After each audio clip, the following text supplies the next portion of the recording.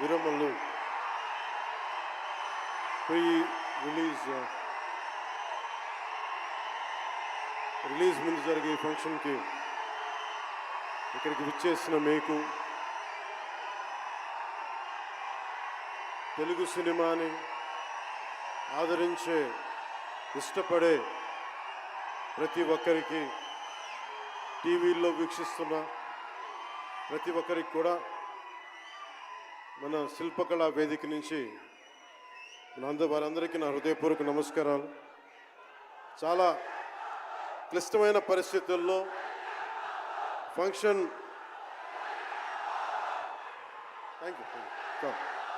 Function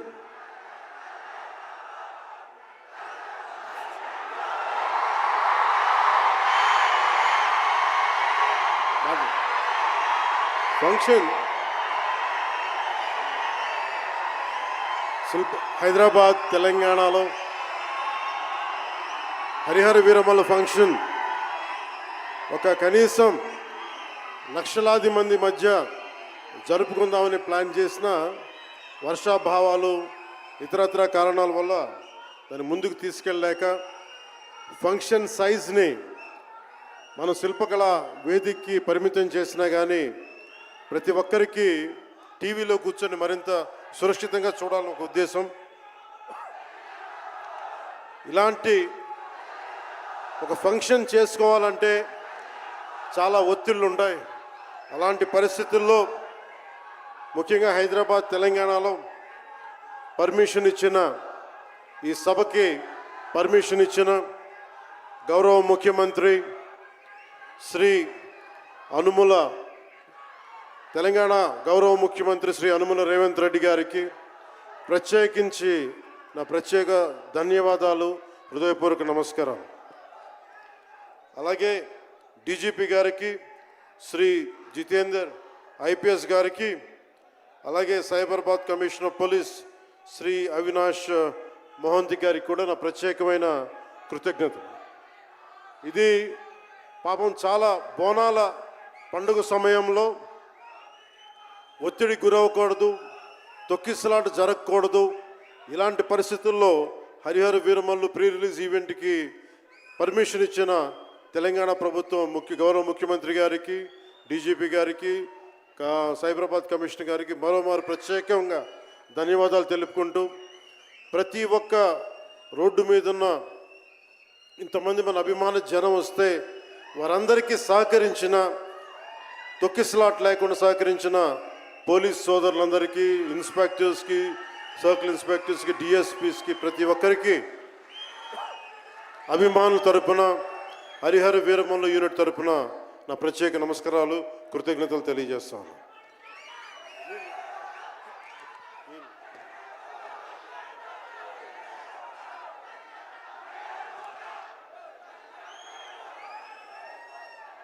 అలాగే Telangana cinematographer శాఖ మంత్రి శ్రీ కోమటిరెడ్డి వెంకటరెడ్డి గారు రావాల్సి ఉండింది, కానీ ఆయన మనకి సీఎం గారు రివ్యూ మీటింగ్ల వల్ల రాలేకపోయారు.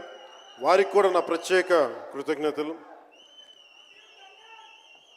అలాగే నేను పాలిటిక్స్కి వచ్చాక, సినిమాలోకి వచ్చి మీ అభిమానాన్ని ఎలా సంపాదించుకున్నాను, పాలిటిక్స్లోకి వచ్చాక నేను స్నేహంతో పాటు ఒక మంచి స్నేహితుణ్ణి, అలాగే ఒక మంచి ఒక మిత్రుణ్ణి సంపాదించుకున్నాను. అది శ్రీ ఈశ్వర్ ఖండ్రే గారు. And I found a great friend and a great brother in him. I am truly grateful to you, sir, from coming all the way from Karnataka, for making your time in your busy schedule, and I'm eternally grateful to you for making your presence felt here. Your blessings and your kind words and your good words are truly inspiring, and we will truly cherish this moment with you, sir. We are grateful to you. అలాగే కందుల దుర్గేష్ గారు, గౌరవ పర్యాటక సాంస్కృతిక శాఖ మరి cinematograph శాఖ మార్చులు, ఆంధ్రప్రదేశ్ ప్రభుత్వం. అలాగే ప్రత్యేకించి రఘురామకృష్ణరాజు గారు, మీకు తెలుసు కదా, ఆయన గురించి చెప్పక్కర్లేదు కదా. గౌరవ ఆంధ్రప్రదేశ్ శాసనసభ ఉపసభాపతి, ఆయన మాటని శాసనసభలో చూడాలి, చాలా ఆనందంగా ఉంటుంది ఆయనతోటి. వారికి కూడా నా ప్రత్యేకంగా ధన్యవాదాలు.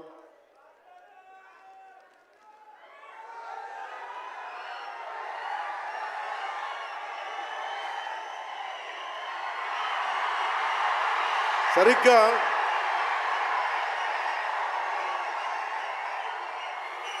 ఒక 2 సంవత్సరాల క్రితం భీమ్లా నాయక్ రిలీజ్ అయినప్పుడు,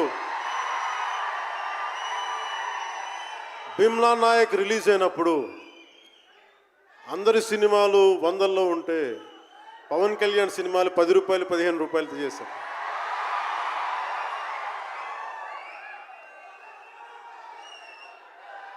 నేను ఒకటే చెప్పాను ఆ రోజున, మనల్ని ఎవడు ఆపేది.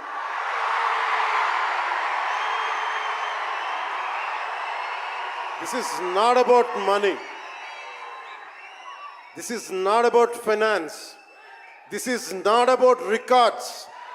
This is about damn guts. This is about damn courage. This is about damn tenacity. We are here. We will stand by. We will serve justice.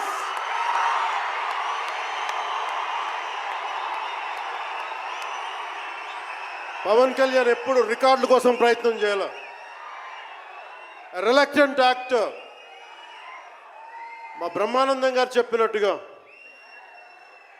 నేనేం కోరుకోలే, నేను ఒక యాక్టర్ అవ్వాలని కోరుకోలే, సగటు మనిషిగా బతుకుదామన్న ఒక్క ఆలోచన తప్ప నాలో ఏం లేదు.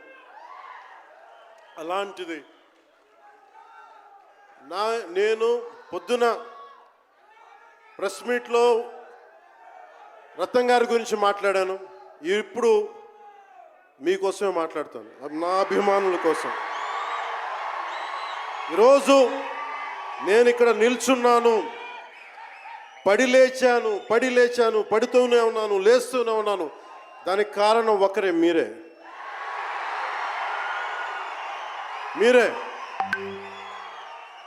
పడిపోయినా, కింద పడ్డా, లేచినా, ఉన్నా, అన్నా నీ వెంట మేము ఉన్నామని. నా దగ్గర ఏమన్నా ఆయుధాలు ఉంటాయా? నా దగ్గర ఏమన్నా గుండాలు ఉంటారా? నా దగ్గర ఎవరు లేరు, గుండెల్లో ఉండే మీరు తప్ప.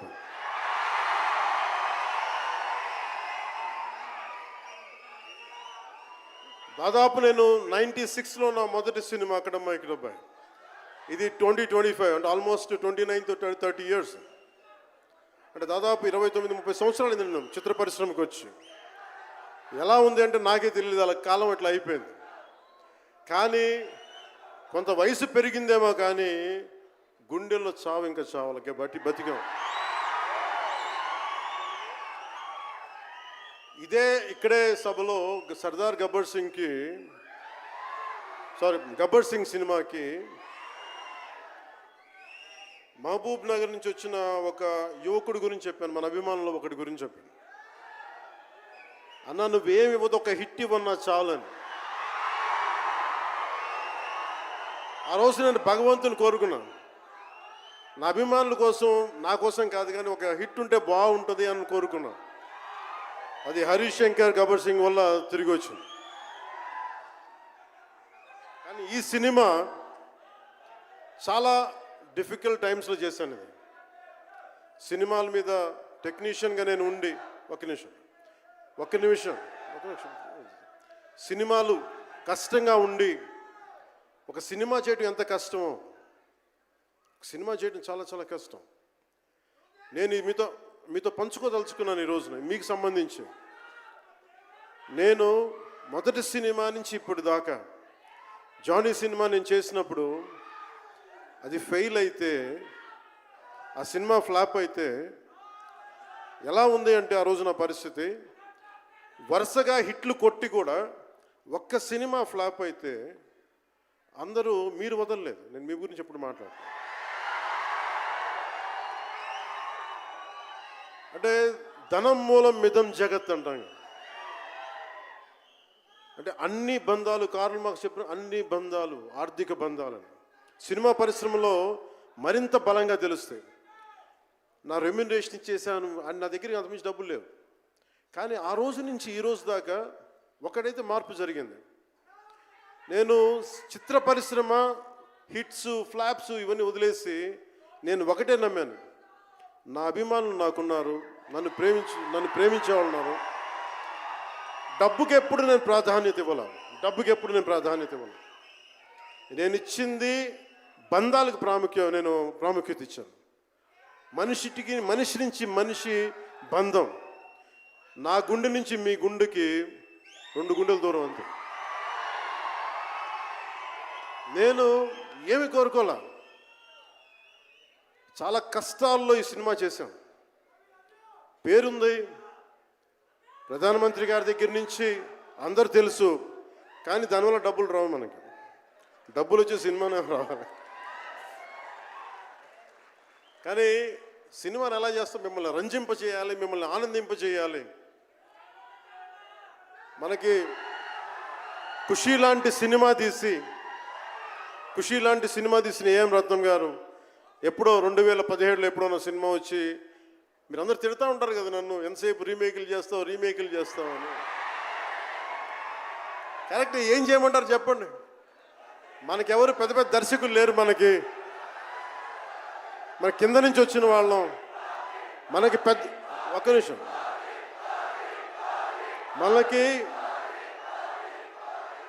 మన సినిమాల్ని చెప్తున్నా, ఓజీ సంతోషం, ఇది వీరా మీకు ఈ సినిమా గురించి చెప్తాను మీకు. అంటే మనకి దర్శకులు ఎవరు లేరు. నన్ను అందరూ కూడా ఈ రీమేక్ చేస్తే వీడితో పని అయిపోతే డబ్బులు వస్తాయి, వీడికి రీమేక్ చేస్తే డబ్బులు వస్తాయి. మధ్యలో నేను చేసిన పాపం వల్ల ఒక ఫ్లాప్ తీసాను అంతే. ఆ ఫ్లాప్ తర్వాత నా గ్రిప్ రాలే మళ్ళీ ఫిల్మ్ ఇండస్ట్రీలో. మళ్ళీ నాకు నిలబడింది ఒక త్రివిక్రమ్ శ్రీనివాస్ నిలబడ్డాడు నా కోసం. ఆయన ఎవరో కూడా తెలియదు నాకు.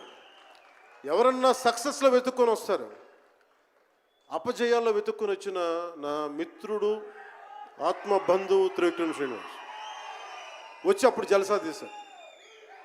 కష్టాల్లో ఉన్నప్పుడు లేదు, అడ్వర్సిటీ రివీల్స్ ట్రూ క్యారెక్టర్ అంటారు. కష్టాల్లో ఉన్నవాడే వచ్చినప్పుడు స్నేహితుడు.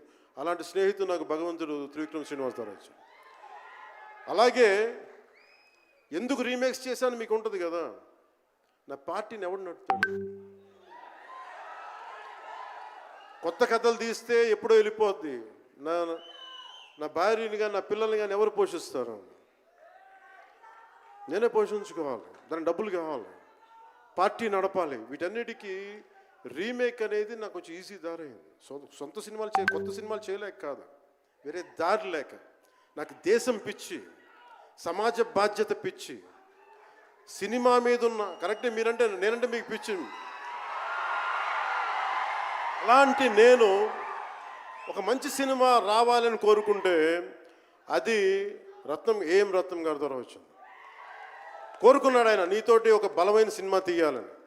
ఏదో ఆయన కూడా ముందు రీమేక్ వచ్చారు, అవి అటు ఇటు తిరిగి యాక్చువల్గా క్రిష్ గారి వల్ల ఈ సినిమా వచ్చింది. ముందు జాగర్లమూడి క్రిష్ గారికి మనందరం ముందుగా కరతాళ ధ్వనుల ద్వారా చాలా బలంగా తెలియజేయాలి. ఆయన ఒరిజినల్ ఫౌండేషనల్ వర్క్ మీద ఇది ముందు. వ్యక్తిగత కారణాలు, కొన్ని ప్రొఫెషనల్ రీజన్స్ వల్ల మధ్యలో ఆయన వెళ్ళిపోవాల్సి వచ్చింది. ఈ సినిమాకి 2 కరోనా వచ్చినాయి, 2 కరోనా వేవ్స్ కొట్టినాయి. దాని మధ్యలో నలిగిపోయింది సినిమా. అలాంటి సమయంలో ఒక ఆస్కర్ విన్నర్ ఎక్కడో మనం ఆంధ్రప్రదేశ్లో చిన్న బడ్జెట్లో సినిమా తీస్తే మన బడ్జెట్స్ ఎంత ఉంటాయి? 10 కోట్లు 15. అలాంటి సినిమాల నుంచి సంగీత దర్శకత్వం వహించి మనం పెట్టే నాటు నాటు నాటు అనే పాట ప్రపంచమంతా ఉర్రూతో లూగిస్తుంది అనేది తెలియజేశారు కీరవాణి గారు. అలాంటి కీరవాణి గారు నేను ఈ సినిమాని ఎన్నిసార్లు చేసే పరిస్థితుల్లో నిజంగా ప్రతిసారి నాకు నిరుత్సాహం ఉండేది. నాకు తెలుస్తూ ఉంటుంది కదా, నిస్పృహ వచ్చినప్పుడల్లా ఆయన ఏదో ఒక ట్రైలర్ రిలీజ్ అయ్యేది, ఆయన మ్యూజిక్ చూస్తే మళ్ళీ ఒక ఉత్సాహం వచ్చేది, ఒక ప్రాణవాయువు నింపేది. సార్, ఈ సినిమాకి ఈ రోజున ఇంత బలంగా ఆత్మవిశ్వాసంతో ఉన్నామంటే you are the hero sir, you are the true hero sir for us. Without Kiravaniji's music, this is not Harihar Veeramal. ఈరోజు హరిహర వీరమల్లు బలంగా ఉంది అంటే it's only the dedication and the kind of effort he has put in to the film is truly commendable and truly admirable sir. We are truly grateful to you sir. మధ్యలో వారి నాన్నగారిని కోల్పోయి ఆ సమయంలో కూడా మనస్ఫూర్తిగా ఆయనకి ఆ బ్యాక్గ్రౌండ్ స్కోర్ ఇచ్చినందుకు, సొంత తండ్రిని కోల్పోయి కూడా ఇచ్చినందుకు మరోమారు వారికి ప్రత్యేకంగా కీరవాణి గారి టీంకి, కీరవాణి గారి గాయకులకి, వారి రికార్డింగ్ టీంకి, వారి ఇంజనీరింగ్ డిపార్ట్మెంట్కి, ప్రతి ఒక్కరికి నా హృదయపూర్వక ధన్యవాదాలు.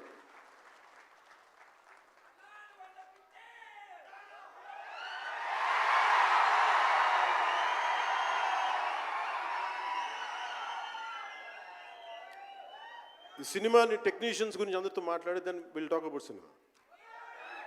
జ్యోతి కృష్ణ నాకు ఖుషీ టైం నుంచి లండన్లో చదువుకొని వచ్చాడు, film making course as a director. ఆయన సినిమాని చాలా బాగా హ్యాండిల్ చేశారు. ఎలా ఈ పరిస్థితులు ఎవరు చేయగలరు అనుకుంటా ఆయన స్టెప్ ఇన్ అయ్యి ఒక తండ్రికున్న విజన్కి కొడుకు సారథ్యం వహించి తండ్రి కొడుకుల తాలూకు ఇది ఎఫర్ట్ ఈ సినిమా ఇది.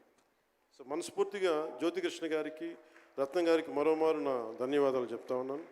అలాగే ఈ సినిమాని ప్రారంభించినప్పుడు జ్ఞానశేఖర్ గారి కెమెరామెన్, ఆయనకి నా మనస్ఫూర్తిగా కృతజ్ఞతలు. అసలు ఈ సినిమాని ఇంత రికార్డ్ బ్రేకింగ్ స్థాయిలో మీ అందరికీ తెలుసు కదా, మీరు అంతసేపు ఓజీ అంటారు.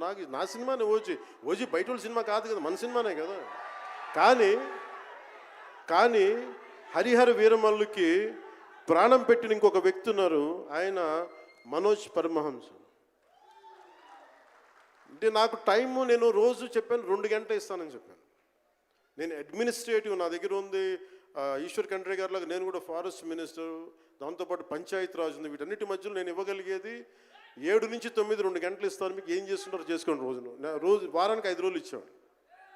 ఈ 5 రోజుల్లో దాన్ని చాలా పగడ్బందీగా ప్లాన్ చేసి మంగళగిరిలో ఉన్న జనసేన పార్టీ ఆఫీస్ నుంచి 2 గంటల ఒక కూతవేటు దూరంలో ఉన్న నా సన్నిహితులు, నా మిత్రులు రమేష్ లింగంనేని గారి మిడ్ వ్యాలీ స్టూడియో, వాళ్ళ స్థలం ఉంటే దాన్ని మిడ్ వ్యాలీ స్టూడియోస్గా మార్చేసి అక్కడే సెట్స్ చేసాం. మొత్తం మేజర్ వర్క్ అక్కడే చేసి దాని స్పెషల్ ఎఫెక్ట్స్ చేసాం. ఇలాంటివన్నీ సహకరించినందుకు, చేయగలిగిన సత్తా ఉన్న మనోజ్ పరమహంస గారికి మనస్ఫూర్తిగా నా ధన్యవాదాలు. అలాగే ఎగ్జిక్యూటివ్ ప్రొడ్యూసర్ దయాకర్ రావు గారికి, అలాగే ఆర్ట్ డైరెక్షన్కి చేసిన తోట తరుణి గారికి, అలాగే పాపం నేను పొద్దున కూడా చెప్పాను, ఈ సినిమాకి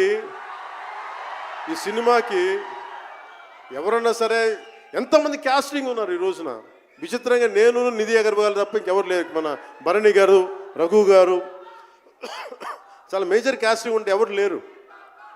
దానికి ఈ సినిమాని ఇన్ని రోజుల దాకా, గత నెల రోజుల నుంచి ఒంటి చేత్తోటి జనం మధ్యలో ఉండేలాగా నిధి అగర్వాల్ గారికి మనస్ఫూర్తిగా నేను ఆవిడని చూసి సిగ్గు తెచ్చుకొని నేను కూడా ఈ రోజున మాట్లాడాను. అంటే నువ్వు ఎంత ఉప ముఖ్యమంత్రి అయినా, అంటే ఢిల్లీకి రాజైనా తల్లి కొడుకేలాగా నువ్వు ఎంత ఉప ముఖ్యమంత్రి అయినా నువ్వు ఈ సినిమాకి హీరో అని చెప్పుకొని నేను ఆవిడని చూసి సిగ్గు తెచ్చుకొని నేను కూడా మీడియా ఇంటరాక్షన్ చేశాను. రేపు కూడా చేయబోతున్నా, ఎల్లుండి కూడా చేయబోతున్నా. అలాగే నాకు బాబీ డియోల్ గారు, నేను చిరంజీవి గారు షూటింగ్స్ ఉన్నప్పుడు మన ధర్మేంద్ర గారితో చూసేవాడిని ఊటీలో. అలాంటి Bobby Deol acted as Aurangzeb, tyrant ruler. అలాంటి brilliant performance by Bobby Deol. I truly grateful to Bobby Deol for accepting this role. అలాగే తోట తరణి గారికి మనస్ఫూర్తిగా నా ధన్యవాదాలు. జే మీడియా వారి సంస్థ అధిపతులు కూడా నా హృదయపూర్వక ధన్యవాదాలు. ముఖ్యంగా రేట్స్ ఇచ్చి 2 సంవత్సరాల క్రితం భీమ్లా నాయక్ రిలీజ్ అయినప్పుడు 10-15 రూపాయలు టికెట్తో వచ్చినప్పుడు నేనేమన్నా, కానీ మీ కోరిక మేరకు ఈరోజు టికెట్ రేట్స్ పెరిగి ప్రభుత్వం మనదొచ్చి మన సినిమా ఇప్పుడు రిలీజ్ అయ్యింది. ఆ రోజు మీరు పంతం కొద్ది చూశారు. ఆ రోజు పెట్టిన ఎఫర్ట్కి ఇది బయటకు వచ్చింది. ఇది దాని తాలూకు సత్తా మీరు చూస్తారు ఈరోజు. Okay, now we will come back to the story of Harihara Veeramallu. Harihara Veeramallu, ఇది నాకు చాలా ఇష్టమైన సబ్జెక్ట్. ఇది మనందరం చరిత్రలో చదువుకుంటాం. భారతదేశం ఎవరి మీద దాడి చేయలే, భారతదేశం ఎవరి మీద కూర్చొని ఆక్రమణం చేయలే. ఈ దేశాన్ని అందరూ ఆక్రమించుకున్నారు. మనం చదువుకున్న టెక్స్ట్ బుక్స్లో కానీ స్కూల్ బుక్స్లో కానీ ఎంతసేపు మొఘల్ తాలూకు గొప్పతనాన్ని చెప్పారు తప్ప మొఘల్ తాలూకు అరాచకాన్ని చెప్పలేదు ఆవిడ. Akbar is great, Shahjahan is great, Aurangzeb is great అంటే what they had done. Vijayanagara empire గురించి మాట్లాడాల, ఇంతమంది కింగ్స్ ఉన్నారు, ఎవరి గురించి మాట్లాడాల. We always heard about Mughals' greatness, but what Aurangzeb has done to our country, సొంత తమ్ముడిని చంపేసి దారా సిక్కుని చంపి షాజహాన్ని జైల్లో పెట్టి నువ్వు హిందువుగా బతకాలి అంటే నువ్వు ట్యాక్స్ కట్టాలి. Can you imagine? For being a Hindu you have to pay tax as a Hindu, just to accept, to practice. ఇలాంటి సమయంలో ఒక ఛత్రపతి శివాజీ మహారాజ్ లాంటి వాడు గుండెల్లో శౌర్యాన్ని నింపాడు. మనకి తమిళనాడు దురాక్రమణ గురైతే all the way from Maharashtra he came back and supported, stood by people. ఇలాంటి నేపథ్యంలో హరిహర వీరమల్లు ఒక ఫిక్షస్ క్యారెక్టర్, ఒక కల్పిత పాత్ర. అలాంటి పాత్రలో సగటు మనిషి ఏమి చేసి ఉండొచ్చు? ఎంతసేపు మనం కోహినూర్ కోహినూర్ కోహినూర్ కోహినూర్ ఎక్కడి నుంచి వచ్చింది? కోహినూర్ ఒకప్పుడు ఉమ్మడి రాజధాని కదా ఇదంతా, మనందరికీ ఉమ్మడి దేశం కదా ఇదంతా, తెలంగాణ నుంచి కృష్ణానది తీరం వరకు టిల్ విజయవాడ. ఆ కృష్ణానది తీరం దగ్గర ఇప్పుడు విజయవాడలో ఉన్న కొల్లూరు దగ్గర వజ్రపు గనులు ఉంటే అక్కడ దొరికిన వజ్రం అది. ఆ వజ్రం ఎక్కడి దాకా వెళ్ళింది? అది మన నిజాం నవాబ్ దగ్గరికి వచ్చింది. నిజాం నవాబ్ దగ్గర నుంచి ఆ మొఘల్కి వెళ్ళింది. రకరకాల ఫైనల్గా ఈ రోజున కోహినూర్ యూకే లండన్లో ఉంది, లండన్ మ్యూజియంలో ఉంది. సో దాన్ని దృష్టిలో పెట్టుకొని నాకు కృషి గారు కథ చెప్పినప్పుడు ఇంట్రెస్టింగ్ అనిపించింది. Then we did the story, then cinema చేశాం. ఈ సినిమా మేకింగ్ ప్రాసెస్లో చాలా నలిగాం. ఇలాంటివన్నీ నలిగిన తర్వాత ఒకటే ఏంటంటే ఈ సినిమాలో ఇది ఎన్ని రికార్డులు చేస్తానో నేను చెప్పలేను, ఎందుకంటే ఎంత కలెక్షన్ చేస్తానో నేను చెప్పలేను. ఎందుకంటే నేను ఎప్పుడు కూడా ఈ రోజుకి చెప్తున్నాను, we did our best efforts better. అంటే మీరు అంటారు కదా, మీకోసం కొంచెం కాలు కూడా కదిల్చాను డ్యాన్సుల కోసం. అలాగే నేను చాలా సంవత్సరాలు అయిపోయింది ఎంతసేపు పొలిటికల్ ప్రాసెస్లోకి వెళ్ళిపోయి రియల్ లైఫ్ గుండాలను ఎదుర్కొన్నాను, రియల్ లైఫ్ రౌడీలను ఎదుర్కొన్నాను. కానీ సినిమాటిక్గా చెయ్యాలి అంటే ఎగిరి కొట్టడాలు ఇవన్నీ చేయడానికి నేను మళ్ళీ మార్షల్ ఆర్ట్స్ మళ్ళీ నేను చిన్నప్పుడు 20s ఉన్నప్పుడు ఎలా చేయాలో మళ్ళీ ఒక 1 month 2 months మళ్ళీ బ్రషప్ చేసి ఒక ఎస్క్రీమా కానీ జీత్ కండో కానీ అలాగే ఇషున్రియు కరాటే కానీ తర్వాత నేను నేర్చుకున్న మ్యాక్సిమం ఊషు కానీ ఎనీ సెల్ఫ్ డిఫెన్స్ టెక్నిక్స్ అన్నీ కూడా క్రోడీకరించి ఒక క్రమబద్ధీకరించి ఈ 18-minute క్లైమాక్స్ పార్ట్ నేను కొరియోగ్రాఫ్ చేశాను. దీన్ని అంటే అది దేనికి అంటే నీ ధర్మానికి నువ్వు ట్యాక్స్ కట్టాలి అంటే అది ఎదురు తిరిగే పరిస్థితి. That is the climax. ఇది ఏంటంటే ఇది ఆ టైంలో సగటు భారతీయుడు నలిగింది, దాన్ని ఈ సినిమా రిఫ్లెక్ట్ చేస్తుంది. మిగతా కథ అంతా ఉంటుంది కానీ అంటే ఇది మీరు ఎందుకంటే ఇది దెర్ ఇస్ నో సీక్రెసీ అన్నట్టు, ఇది సస్పెన్స్ సినిమా కాదు. బట్ వాట్ యూ హ్యావ్, మీరు సినిమా లోపలికి వెళ్ళినప్పుడు మీరు ఏమి చూడబోతున్నారు, ఏమి ఆశించబోతున్నారు అని చెప్పడానికి ఇదంతా చెప్తున్నాను. ఎందుకంటే నాకు అమ్మడం తెలియదు, నా సినిమా ఇన్ని 100 కోట్లు చేస్తున్నా తెలియదు. ఎందుకంటే 10-15 రూపాయలతో కూడా సినిమాలు ఆడినాయి, మన 10-15 రూపాయలతో కూడా సినిమాలు డబ్బులు చేసినాయి. ఫ్లాపుల్లో పెరిగామంటారు, నేను ఇప్పుడు సక్సెస్లో పెరగల. సో మీరు కోరుకున్న సక్సెస్ భవిష్యత్తులో రావాలని మీరు ఎలా ఆశిస్తున్నారో నేను కూడా అలాగే ఆశిస్తున్నాను. జరుగుద్దా లేదా అన్నది ఆ పెరుమాళ్ళకి ఎరుక, అది భగవంతుడు చెప్పాలి, మన చేతిలో లేదు. మన చేతిలో ఉన్నదల్లా we had done best, we had given our best. Rest leave it to God. మీకు నచ్చిందా బద్దలు కొట్టేయండి. That's all I can say.